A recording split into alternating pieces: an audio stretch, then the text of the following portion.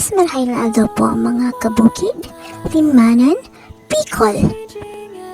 Ito po ang tinatawag na calabash fruit na galing sa calabash tree. Ito po ay tinatawag daw na miracle fruit. Actually, ito po yung first time kong gagawin ito. Yan. Ginawa ko, tinanggal ko siya at nilagay dyan sa kaldero at nilaga sa sarili niyang katas. Ayan. Umiitim na siya, dati puti. Ayan, punong-puno ng itim. Parang dinuguan lang. At yung sabaw ay isinarin ko sa pichel. Ayan.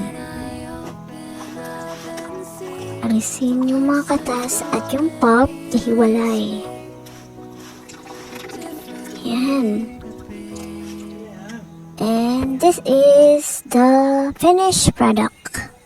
Ayan. Actually, nalasahan ko na siya para siyang grape wine.